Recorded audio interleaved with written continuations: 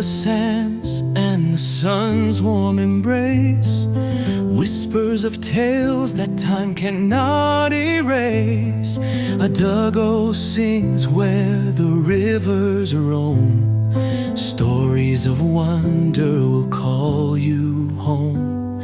From the drum beats loud to the stars so bright, her voice rises bold in the heart of the night. Every story an adventure untold, a journey crafted in courage and gold. Africa tales by a duggo she sings, where every story spreads its wings. A world of magic where dreams unfold, in her voice the secret's told. By the next morning, the village no longer felt like home. Mothers tied red threads around their children's wrists. Fathers sharpened cutlasses with silent worry. Chickens stopped laying eggs. Dogs barked at empty corners. Even the wind no longer passed through the banana trees. It circled, waiting as though afraid to enter. And yet, the Iroko tree stood tall, watching. Mazi Okoro wore the wooden charm from Mami Foma around his neck, hidden beneath his wrapper. It was warm against his chest, too warm for just wood. That day, he was called to the council hall again. The elders sat in a half circle, but something was different. There were fewer of them now. Fear had picked some off like ripe mangoes in a storm. Chief Nnadozie, now pale and weak, sat at the center. His lips trembled when he spoke. Mazi Okoro, he said, I have wronged this land. I was part of it. Of them, I joined the Eke cult to stay in power, to be feared. But now, they want something I cannot give. The room fell silent. What do they want? Mazi asked. My first son, Nnadozie whispered. They say I must offer him, or they will take more blood from the village. Cries rose from the hall. They dared to demand a child, Obi shouted. Mazi Okoro stood slowly. His voice was like cold water poured into a hot clay pot. Steady, firm, unshakable. No child will die, he said. Not in my village. Not while truth still walks. But the chief dropped to his knees. You don't understand, Mazi. They've already begun the ritual. Last night, they came into my dream. Their leader, he called himself Ubezie, the mouth of the python. Mazi Okoro's eyes narrowed. That name he had heard it once, long ago, in a story told by his great-uncle under a moonlight night, when tales were warning. The mouth of the python cannot be defeated with machetes, he said, only by opening a truth older than the lie he protects. The elders murmured. What truth is that? One asked. I don't yet know, Mazi said, but I will find it. That evening, Mazi Okoro went alone into the oldest part of the village, the abandoned quarter where ancestors were once buried, but no one dared enter now. It was overgrown, quiet and damp. He walked through rows of forgotten graves until he found the one he sought. Ezenaya Wokedi, his great-grandfather, the man who once stood against the Eke cult when it first tried to rise. Mazi Okoro knelt beside the grave. Great father, he whispered, I carry your blood, I wear your charm. Speak to me if you can. What truth must I uncover to end this? The wind paused. The air turned heavy. Then a soft voice, not in words but in feeling, filled Mazi's heart. You must go where no one dares. You must enter the mirror hut. His blood turned cold. The mirror hut, a place so feared. Mothers used it to threaten stubborn children. A small dark hut beyond the boundary stream, where it was said people who lied vanished, and those who told the truth lost their minds. He stood, brushing the red soil from his knee. Kene was waiting for him when he returned. Where did you go, Papa? Mazi looked at him with eyes deep like river stones. To speak with the dead. And now I must go to a place darker than death. Kene's face turned pale. I want to come. No, Mazi said, placing a hand on the boy's head. You must stay. Watch the village. Listen. You are young, but the gods watch those who listen. The next morning, before the sun had fully risen, Mazi Okoro wrapped a long piece of white cloth around his body and walked alone into the mist, towards the mirror hut, towards a truth that had never been spoken, towards the heart of the oldest lie in the land. The sun hid behind the clouds that morning, as though it, too, did not want to watch what was coming. Mazi Okoro walked slowly, each step deliberate, his wrapper brushing against dry grass and old thorn. Birds stopped singing. Even the stream, which usually gurgled like a playful child, was silent. It was as if the land held its breath. Before him stood the mirror hut.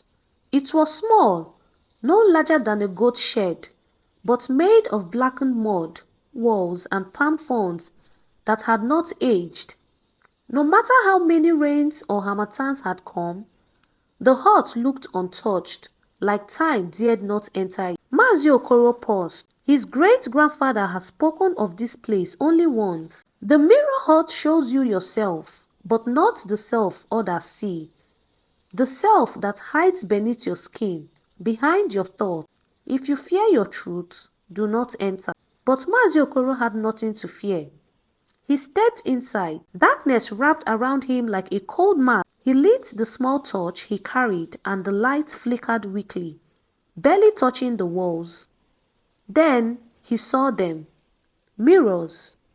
Not glass mirrors like those in city hotels, but smooth shiny stone.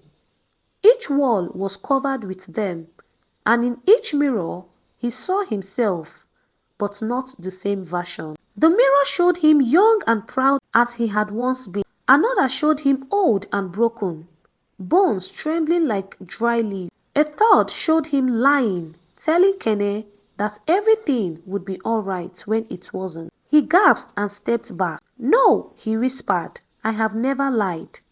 But the mirrors replied with silence. Their truth spoke louder than sound. Then the center mirror changed. A face appeared, but it wasn't his. It was Ubeze, tall, skin like polished charcoal, eyes like whetstone, lips curved into a knowing smile. So, Ubeze said softly, the truth seeker comes. Mazi Okoro raised his torch. You hide in shadows. I do not fear you. No, Ubeze said, but you should fear what I protect. For even truth can break a man if he is not ready. What truth? Ubeze stepped back, and the mirror showed a vision. The village square, many years ago, a gathering, an execution, and standing beside the executioner was Mazi Okoro's own father. Tears welled in Mazi's eyes. No, my father was an honest man. He was, Ubeze whispered, until he killed a truth-teller and called it justice. Mazi fell to his knees. The room began to spin. Flashing of history, twisted lies passed as tradition, innocence buried in silence, elders covering evil with palm leaves and proverbs. The whole village built on a lie? No, Mazi shouted, it cannot be. But the mirror did not lie. Then a quiet voice, soft and young, called from the entrance. Papa, it was Kene. He had followed. I told you to stay, Mazi said, panic rising in his chest. I had come, Kene whispered. I had a dream. I saw you crying. I saw the village burning. Ubeze's face smiled in the mirror. The boy is brave, and blood that tells the truth will always seek its own. Mazi Okoro stood slowly, his eyes burned, not from fear, but from something deeper, the pain of knowledge. He took the boy's hand. This place, he said, does not break us. It shows us what we must fix. Ubeze laughed. Then fix it, old man. But remember, the village is not ready for your truth. When you speak it, they may call you mad or worse. Mazi Okoro turned towards the exit. I would rather be mad with truth than sane with lies. He and Kenneth stepped out into the daylight. The sky had grown darker. in the distance, a drum began to beat, slow and deep. The drums of the Eke cult. They had declared war, but Mazi Okoro had something they feared, a boy beside him, and the truth inside him. The sky that welcomed them outside the mirror hut was no longer the one they knew. It was grey and bruised, as though night and day were fighting above the clouds. A strange breeze swept through the trees, bending them not with power, but with warning. Kene held tightly to his grandfather's hand, but Mazi Okoro walked with calm fire in his eyes. He had seen what he needed to see. He had tasted the bitter truth of his father's past, the execution of a man whose only crime was exposing corruption among the elders. And worse still, that silence had become tradition, passed down and dressed in proverbs. But now it would end. As they walked back into the village, people stared, some bowed, others stepped back. Word had spread. Mazi Okoro had entered the mirror hut and returned. No one had done that in generations. Obi ran towards them. Mazi, they've taken Chief Nnadozie's son. Mazi Okoro's jaw tightened. When? Just before sunrise. The guards say a strange fog covered the house. By the time they could see again, the boy was gone. The mark of the python was left on the door. Kene trembled. Will they kill him? Mazi Okoro turned to Obi. Gather the people, everyone. No one must hide today. This is no longer the fight of a few brave men. This is the soul of the village at war. By afternoon, the square was full. Children clung to mother. Elders leaned on sticks.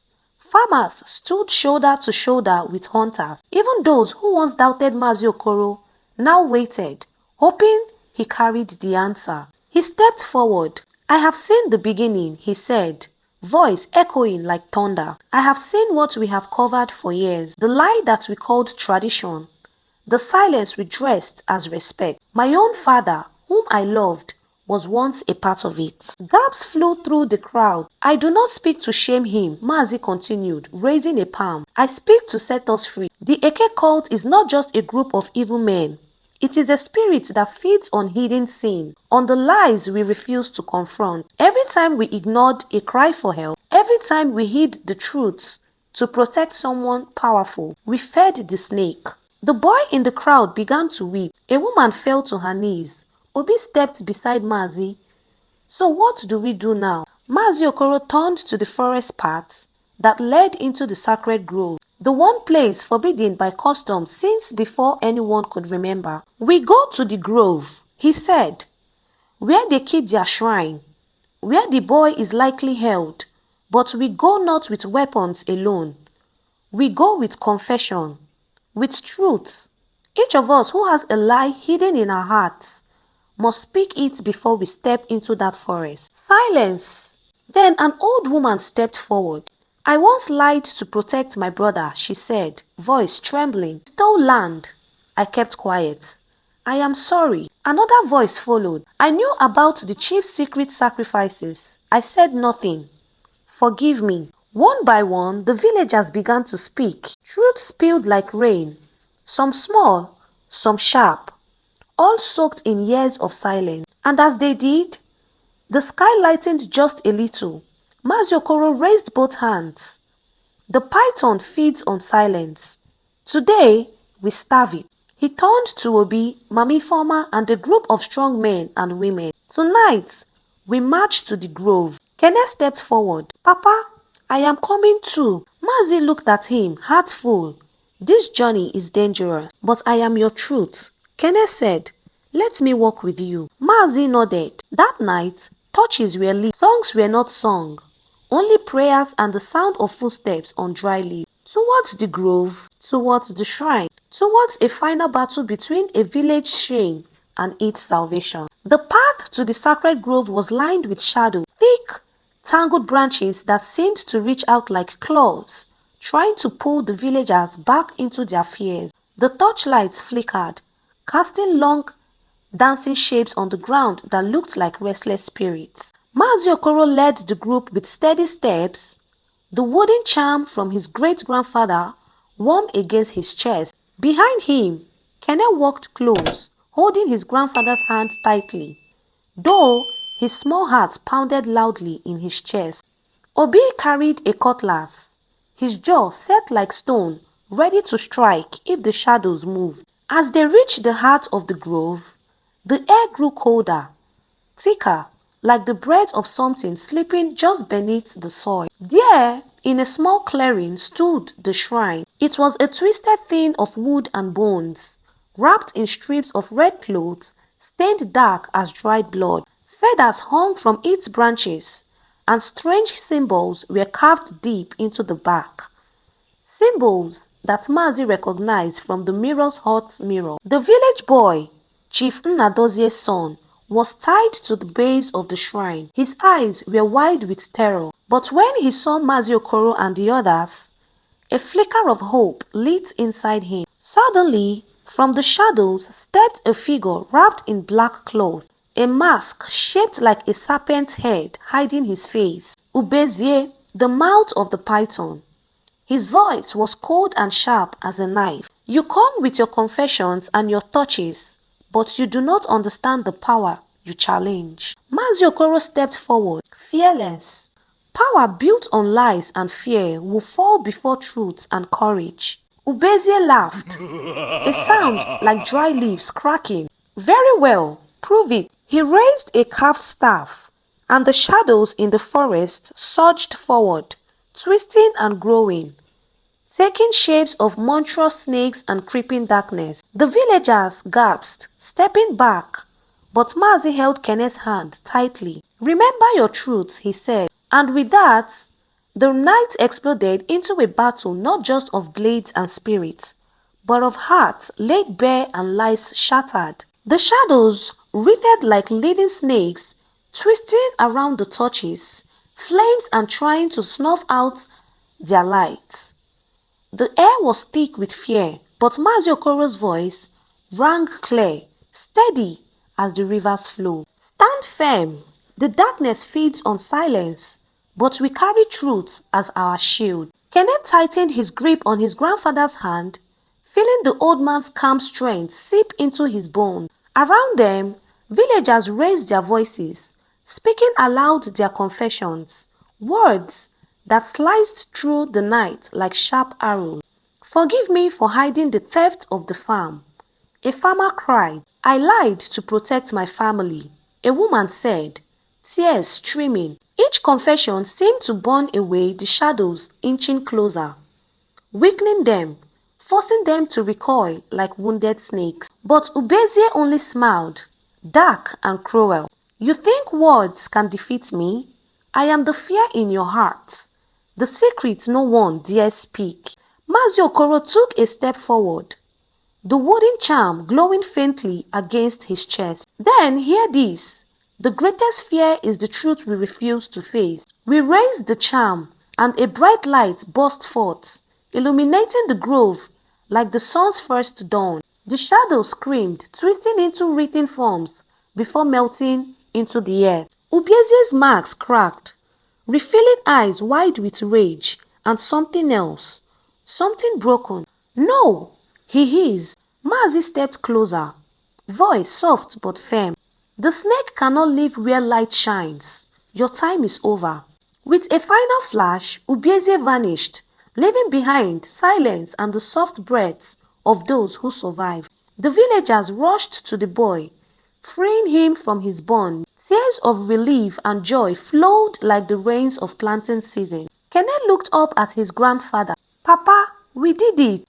Mazi smiled, but his eyes held the weight of what was lost and what must still be healed. Yes, my son, but this is only the beginning. Truth is a river that never stops flowing. As dawn broke over the village, the sky was clearer, the air lighter. The ancient lies had been shattered, but the work of healing had only begun. And Mazi Okoro knew, with every step forward, the past would keep whispering, but now they would listen. The morning sun spilled gold over the village, casting warm light on faces both tired and hopeful. The fight in the sacred grove had ended, but the air still hummed with the weight of what had been uncovered. Mazi Okoro sat beneath the great Iroko tree, its ancient branches sheltering him like a wise old friend. Around him gathered the villagers, young and old, eager to hear what he would say. "My people," Mazi began, his voice steady but soft. "We faced darkness not with swords alone, but with the courage to speak our truths. The lies we held were heavy chains, but today those chains have begun to break." He looked at Kene, whose bright eyes reflected the morning light. "Remember this, my son, and remember it well. Truth is the foundation of a strong village, of a strong heart. When we hide our faults, when we whisper secrets behind closed doors, we feed the darkness inside us." The crowd listened, silent and respectful. Honesty is not always easy. It can bring pain and shame, but it also brings freedom and healing. The past may be filled with mistakes, but those mistakes do not define us. How we face them does. Mazi Okoro's gaze swept the village. Let us honor our traditions, but not at the cost of truth. Let us respect the ways of our fathers, but not when they cover lies. The greatest sin is not to stumble. It is to refuse to stand back up, to refuse to speak the truth when it matters. He reached into his wrapper and held up the wooden charm from his great-grandfather. "This charm reminds me that truth is sacred. It protects life, it heals wounds, and it honors the spirit of those who came before us." The villagers nodded, some wiping tears from their eyes. "Today," Mazi concluded, "we have taken the first step towards a better future. Let us walk it together, with truth as our guide and courage in our heart." As the crowd dispersed, Kenneth stayed beside his grandfather. "Papa, I want to be like you, brave, honest and true." "You already are, my son. The world will test you, but remember, honesty is the greatest power any man can have." And beneath the ancient Iroko tree, where roots ran deep and stories grew tall, a new chapter began. One written not in silence or fear, but in truth and hope. Moral lessons. 1. Truth is the foundation of strength. A community or person built on lies will crumble, but honesty brings freedom and healing. 2. Facing the past with courage heals wounds. Mistakes do not define us. How we respond to them does. 3. Silence feeds darkness. Hiding secrets or lies only empowers fears and corruption. 4. Honesty requires bravery. It may bring pain, but it is the path to true respect and peace. 5. Community thrives on shared truths. When one speaks out, others find the courage to do the same. And lastly, tradition must honor truth. Respect for ancestors is important, but never at the cost of hiding what is wrong. We have come to the end of the story. If you love this video, please kindly share with your loved ones, leave us a comment on your opinion, and subscribe for another interesting video like this. Until I see you all on the next one. Bye for now. Stories of wonder will call you home. From the drum beats loud to the stars so bright, her voice rises bold in the heart.